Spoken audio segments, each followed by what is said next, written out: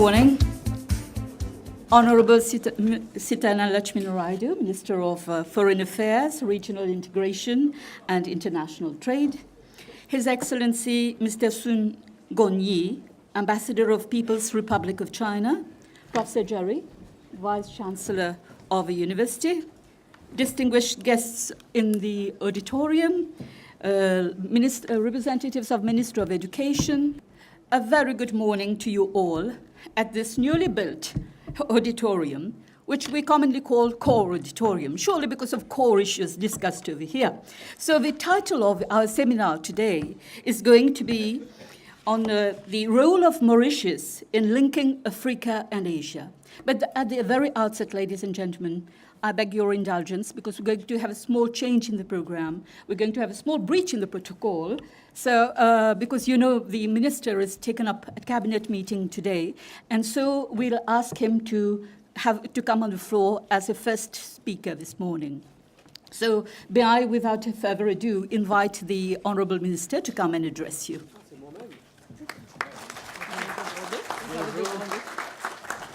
Je suis pris là par surprise. Votre Excellence l'ambassadeur de Chine à l'île Maurice, vice-chancelier de l'Université de Maurice, le professeur Jerry, Madame, je vois en face de moi évidemment Madame l'ambassadrice de notre ministère, Usha. Sans oublier, excusez-moi pour le protocole, là, hein, bon, j'étais pris de court, je dois bien sûr saluer mon ami, le ministre Ale Wong, qui nous a honorés de sa présence aujourd'hui. Je vois aussi le professeur Sobi qui est en face de moi. Plus, évidemment, bon, je vois beaucoup de monde. C'était juste pour vous dire, donc, protocole mis à part, le plaisir est pour moi de vous rencontrer. Et puis de venir partager avec vous. C'est un grand projet que nous avons pour le pays et qui coïncide très bien avec ce qui se passe en Asie, ce qui se passe en Chine, en Inde, ce qui se passe aussi au Moyen-Orient et ce qui se passe aussi en Afrique. Alors il est clair que les ancêtres, si je peux dire, qui avaient inventé la phrase suivante de l'île Maurice, que nous sommes l'étoile et la clé de l'océan Indien, n'avaient pas tort. Au fait, la situation présente nous montre une chose de façon très claire. L'île Maurice, petite île Maurice, est devenue un point stratégique incontournable lorsqu'il s'agit d'une part de l'Afrique, et d'autre part des grandes ambitions de l'Asie, des grandes ambitions du Moyen-Orient, des grandes ambitions même européennes quand il s'agit de l'Afrique. Comment? Alors la question se pose, comment est-ce que Maurice peut effectivement devenir un point stratégique aussi important? Ce n'est pas un accident. Ce n'est pas un accident et je dois ici honorer la nation mauricienne, je dois dire, car finalement, tout ce qu'on fait, quel que soit le gouvernement, tout ce qui est fait parce qu'il y a une nation qui est là, qui est motivée, qui comprend le message et qui est là pour implémenter, pour appliquer donc le programme. Ce fut le cas depuis toujours. Aussi, permettez-moi de prendre 2 ou 3 minutes pour vous dire pourquoi je m'adresse à vous et la raison pour laquelle je suis tellement fier de savoir que nous sommes arrivés à ce point de notre destin, alors qu'il y a à peine 50 ans, nous célébrons cette année-ci 50 ans de notre indépendance, il y a 50 ans, on donnait l'île Maurice pour perdue. J'étais la semaine dernière à Bruxelles, rencontrant donc les commissaires de l'Union européenne, et à chaque fois, je fais ressortir cette situation extraordinaire où notre petit pays était. 1967, 68 ont été condamnés à être ce que l'anglais appelle a failed state. C'est-à-dire que l'île Maurice n'avait aucune chance d'émerger. Premièrement, parce que nous dépendions d'un seul secteur économique, le sucre, pour survivre, et de l'autre, nous étions non une nation, mais si je peux dire, un rassemblement de peuples, de citoyens multiples venant de tous les horizons.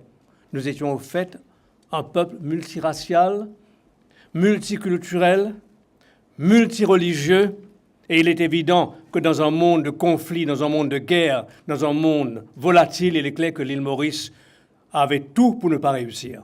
C'est-à-dire vivre ensemble alors que tout indique que nous ne pourrions pas vivre ensemble. And we made it. Après 50 ans d'histoire, nous avons prouvé une chose, que nous avions, nous, Mauriciens, les moyens de relever le défi, de dire que we can make it. Et nous l'avions fait. Nous sommes partis du sucre, nous avons diversifié dans le tourisme, nous avons diversifié dans ce qu'on appelle la zone franche, et je vois parmi nous des responsables économiques qui ont été donc très involved avec la zone franche. Ensuite, le secteur financier, le port franc, you call it. Mais nous avions réussi donc, en 50 ans, à réussir une grosse diversification économique qui nous rend beaucoup moins fragiles face aux événements imprévisibles tels que les cyclones. Et deuxièmement, et je le dis partout en Afrique, et je n'ai pas honte de le dire, nous avons appris à vivre ensemble. Nous avons appris à respecter l'autre. Nous avons appris que nous pouvons être différents, mais que nous sommes tous enfants d'un même Dieu. And we made it there also. Il est évident que toute nation qui est en construction n'est jamais parfaite, qu'il y a toujours des choses à faire, qu'il y a toujours des aménagements à faire, qu'il y a toujours des compromis à faire, mais l'essentiel est ceci, ce pays aujourd'hui fonctionne sans armée, nous n'avons pas d'armée, et deuxièmement, nous sommes multiraciales, multiculturels, multireligieux, et nous avons trouvé le moyen d'apprendre à vivre ensemble et à respecter l'autre. Et comme politique, en tant que ministre, je ne peux que saluer la grandeur de cette nation. Saluer la capacité de l'île Maurice à se réinventer lorsqu'il faut et lorsqu'il fallait. Tout ceci pour vous ramener à fast forward today, aujourd'hui. Et aujourd'hui, nous avons commencé depuis quelques années une aventure unique. Mais il faut juste croire. Vous savez, très souvent, nous sommes l'expression de notre propre pensée. Ce que nous pensons, nous devenons. Et qu'à partir de là, il faut croire, il faut rêver, il faut avoir des grands projets, il faut savoir aussi être réaliste, évidemment. Et on s'est mis dans la tête que nous pouvons devenir ce que l'anglais appelle le lighthouse of the region, un phare pour toute la région. C'est-à-dire non seulement apprendre des autres, mais aussi partager avec les autres ce qu'on connaît le mieux. Le continent africain, l'Afrique, nous-mêmes, nous avons beaucoup de préjugés, excusez-moi de vous le dire. Il a été une phrase qui a été très connue, « Africa is not for tomorrow ». Une phrase cynique et une phrase qui voulait dire que l'Afrique n'avait pas les moyens de se prendre en main. Nous disons le contraire. Nous disons que l'Afrique est le continent de demain, que l'Afrique est devenu un continent incontournable pour tous les autres continents. C'est gros ceci. Deux raisons. Premièrement, une population qui est la plus jeune de la planète, et d'autre part, qu'on le veuille ou non, l'Afrique abrite 30% des ressources mondiales en termes de ressources minérales et autres. C'est maintenant que la planète s'est réveillée au fait que l'Afrique, en tant que continent, avec ses 55 pays, est devenue un continent incontournable. Ce qui explique qu'il y ait autant d'intérêt actuellement de toutes les autres nations de la planète d'être présents en Afrique. Et c'est là où nous devons nous jouer ce jeu, peut-être un peu simple, mais tellement grandiose, de dire que nous sommes devenus le trait d'union entre l'Ouest, l'Est et l'Afrique. Un trait d'union, vous allez me dire, c'est rien, mais c'est tout en même temps. C'est comme un point. Un point marque une fin, mais marque aussi un début. Donc, le trait d'union reste pour moi l'élément essentiel de toute réussite dans la stratégie qu'on a actuellement. Notre stratégie est basée sur quoi? Elle est basée sur le fait que depuis l'indépendance, nous avons concentré tous nos efforts sur notre petite île, ce caillou jeté dans l'océan. Ainsi, nous avons développé tous les secteurs économiques sur la base de l'exploitation des ressources de l'île Maurice en tant que terre. Depuis 2014-2015, nous avions dit qu'il est temps maintenant de réaliser que ce petit pays, cette miette, ce corail, ce caillou, est enveloppé d'un espace océanique de 2,3 millions de kilomètres carrés. Un continent. Nous sommes, au fait, île Maurice, propriétaire et responsable d'un continent océanique de 2,3 millions de kilomètres carrés. Et il faut que nous, maintenant, apprenions à élargir notre vision et à comprendre que nous sommes bien plus que ce caillou. Que le Mauricien est bien plus que ce caillou. Nous sommes maintenant ce qu'on appelle un État océanique. État océanique veut dire que nous sommes responsables d'une zone économique gigantesque qui est notre responsabilité, mais qui est aussi une source de ressources, de croissance économique. Aussi, à partir de cette réalisation qui n'a pas encore seeped in dans la population, de pouvoir voir assez grand pour comprendre que nous sommes forts, que nous avons des grandes ambitions et que nous avons surtout la possibilité de réussir une des plus grosses opérations de ce coin du monde. Aussi l'Afrique, le continent, l'Afrique, nous avons déjà résumé la nouvelle stratégie. Et la nouvelle stratégie économique est basée sur quoi? Elle est basée sur l'existence des piliers présents avec toutes leurs faiblesses, le sucre qui est un soleil couchant, la zone franche qui est un soleil qui est en voie de se coucher mais qui ne se couche jamais, qui est formidable. La zone franche a subi les crises les plus incroyables. Le secteur touristique, quoi que l'on dise, n'est pas aussi mauvais qu'on le pense. Donc, on maintient la stratégie des secteurs économiques présents, mais on se dit maintenant, éclatons cette stratégie pour envelopper tout l'océan. 3 composants, 3 piliers nouveaux qui vont déterminer le devenir de notre pays. Premièrement, évidemment, l'océan, nous l'avons dit. Et il y a de plus en plus de conférences qui ont lieu maintenant autour de la planète sur le thème de ressources océaniques, sur le thème du Blue Economy, sur le thème de la protection de l'écosystème marin, sur le thème donc de tout ce qui concerne le maritime. Là, nous sommes invités actuellement en Indonésie. Nous avons le Kenya qui organise à la fin de novembre une grosse conférence océanique pour vous dire que l'océan est devenu aussi un centre au niveau des intérêts des grandes nations. Donc, premier composant, premier pilier de cette nouvelle stratégie, the Blue Economy, l'océan, 2 aspects, utiliser les ressources de façon de façon durable, et de l'autre, quand même, assurer la protection de l'écosystème marin. Deuxième pilier de cette stratégie, évidemment, c'est l'Afrique.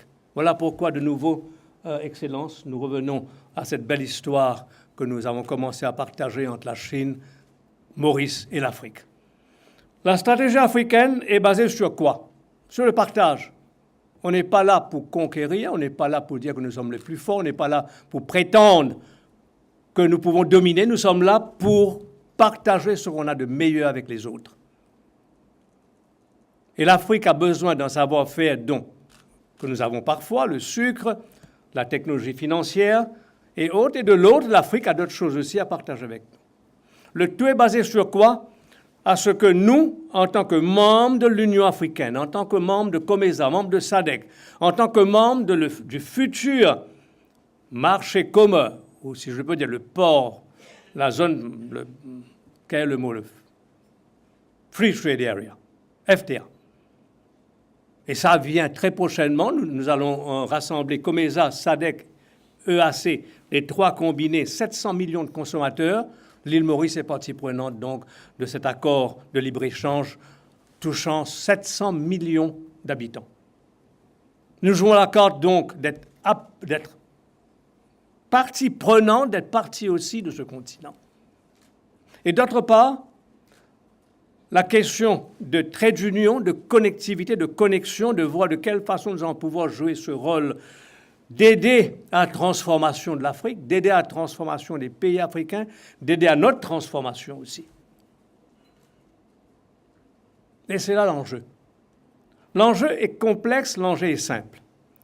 Nous ne pouvons pas continuer à avoir une stratégie économique ou avoir une stratégie diplomatique qui repose sur les cendres de l'indépendance. Le tout est d'innover, de réinventer et de voir comment aborder le tout. Donc l'Afrique reste pour nous maintenant une stratégie à long terme. Je n'ai rien inventé. La MCB actuellement, la Mauritius Commercial Bank actuellement, génère 55% de son bénéfice sur l'Afrique. Donc on n'a rien inventé. On est déjà dedans. On nage déjà dans ces eaux de grande coopération entre l'Afrique et l'île Maurice. Maintenant, nous sommes en train de faire des accords avec des pays avec lesquels on peut travailler. Pas les 54 autres, mais plus une dizaine, une douzaine, dont la Côte d'Ivoire, dont le Sénégal, dont le Ghana, dont le Kenya, l'Afrique du Sud, l'Éthiopie, la Zambie, you call it. Plus évidemment la COI, chez nous. Madagascar, Réunion, Comores et Seychelles. Ces accords qu'on fait avec le continent africain demandent des investissements colossaux. Et nous avons, nous, le plus grand centre financier de l'Afrique, je le dis encore aujourd'hui, je l'ai dit l'autre jour à M. Moscovici, qui est le commissaire donc, fiscal de l'Union européenne, un homme très dur, ancien ministre des Finances de France. Eh bien, je lui ai dit la chose suivante, ne perdez pas votre temps à nous mettre sur des listes noires, vous avez besoin de nous. Votre problème migratoire en Europe ne peut se résoudre qu'à travers des gros investissements et la création d'emplois. Et nous sommes là pour jouer ce jeu. Le centre financier de Maurice est là pour jouer le jeu. Comment? C'est le centre financier de Maurice qui devient donc le point focal des gros investissements étrangers à travers Maurice sur le continent africain. Facile à dire, très complexe. D'une part, les projets à travers les G2G, nous avons des projets qui dépassent des dizaines de milliards de dollars. Un projet de développement d'une zone économique spéciale au Kenya, où nous avons déjà le feu vert, coûtera des dizaines de milliards de dollars que nous n'avons pas. Mais nous avons les moyens, nous avons la crédibilité pour aller voir ces grands pays, ces puissances de demain. Et là, je reviens évidemment un peu affaires étrangères, un peu le côté diplomatie pour vous dire une chose, qu'au niveau géopolitique, celui qui prétend ignorer la Chine et l'Inde n'est plus de ce siècle. La géopolitique actuellement tend vers l'émergence de nouveaux pôles, si je peux dire, de nouveaux pôles politiques de croissance, de développement, d'influence. Je ne dis pas que le soleil s'est couché sur l'Ouest. Je vais être méchant si je le dis, mais il est clair aussi que l'Occident, les États-Unis aussi, que what we call the West, passe par une phase finalement de vieillissement. Comme tout cycle, jeunesse, puis vieillesse, et puis voilà. Et qu'en contrepartie, face à ce vieillissement du vieux continent européen de l'Amérique, émerge, et ce n'est pas un accident, puisqu'il y a 3 siècles, c'était comme ça, émergent des nouvelles puissances économiques qu'on ne peut pas ignorer. On parle de BRICS. Mais within the BRICS, je prends 2 pays dedans, la Chine et l'Inde. La Chine est appelée à devenir un joueur très puissant dans les années à venir. Qui dit puissance dit aussi responsabilité, dit aussi évidemment la capacité à assurer la paix mondiale. Donc la Chine et l'Inde ont repris en main leur destin d'avant, c'est-à-dire d'être des pôles de développement incontournables au niveau de la planète elle-même. Et la Chine et l'Inde sont les pays, comme d'autres, qui pensent que les investissements en Afrique demeurent quelque chose d'absolument fondamental. Et voilà où peut-être cette amitié, car par-delà les affaires, Excellence, par-delà les affaires, l'Inde et la Chine est surtout une longue histoire d'amour entre la Chine et Maurice, entre l'Inde et Maurice. Donc, par-delà la question purement pécuniaire, financière, d'intérêts bilatéraux, il y a aussi le fait que nous avons une histoire commune, que nous avons un destin commun, et que c'est peut-être sur la construction de ce soubassement d'amitié émotionnelle, de choses qui nous rassemblent, que nous sommes en train actuellement de bâtir ensemble cette belle aventure où l'île Maurice offre ses services pour faciliter les investissements donc, de Chine, de l'Inde et d'autres pays donc, vers l'Afrique. J'ai beaucoup parlé, peut-être, mais en même temps, j'ai voulu vous partager parce que ce sont des choses dont on parle rarement. Je pense qu'au niveau également, évidemment, de la diplomatie, il est clair que nous aurons maintenant à nous ouvrir. Il est clair que nous avons à devenir beaucoup plus économiques que diplomatiques. Il est clair aussi que nous avons un destin, une responsabilité. La nouvelle stratégie économique veut dire quoi? Que dans 15 ans, 10 à 15 ans, si on sait travailler, 50% du PIB de ce pays viendra de l'extérieur de nous, de l'océan, de l'Afrique, et puis du rôle que joue l'île Maurice à être partie prenante dans le vaste développement de l'Afrique. Voilà, c'était sur ces mots que je souhaite encore une fois remercier l'Université de Maurice, professeur Jury, professeur Sobi qui est en face de moi, et puis toute cette équipe de jeunes. Au fait, j'ai parlé pour vous aujourd'hui. J'ai rarement l'occasion de m'adresser aux jeunes, donc je me suis surtout adressé à vous pour partager avec vous ce qu'on pense et pour vous dire que nothing is lost, même si parfois dans le pays, nous sommes des râleurs, nous, un peu comme les Français. On râle facilement. Rien ne va plus, mais en fait, tout va bien. Aussi, voilà donc, je remercie l'Université de Maurice qui a pris l'initiative d'organiser ce beau forum. Je remercie aussi évidemment le gouvernement chinois. Nous avons participé très récemment, Excellence, à Grande, au sommet de FOCAC. J'ai eu l'occasion moi-même de passer une journée très longue, 8 heures non-stop, 8 heures sans arrêt de réunion avec les 55 pays africains. Et c'est le président Xi, personnellement, qui a présidé toute la séance de 10h à 19h. Un grand président que je salue aujourd'hui.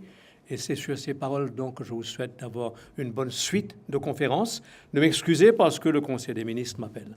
Encore une fois, merci.